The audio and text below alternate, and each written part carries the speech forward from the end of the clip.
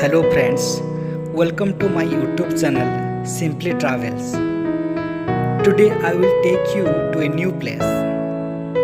You all know that Sambalpur is a famous place of Odisha. There is a village named Huma, 18 km from Sambalpur.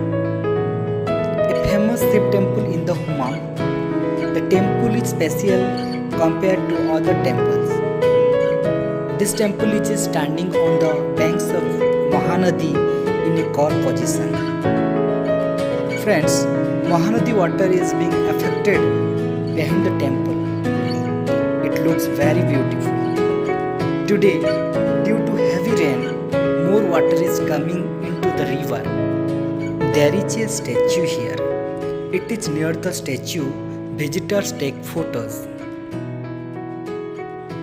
Today, there is more water into the river, so fish are not visible. Otherwise, more fish roam here during other times.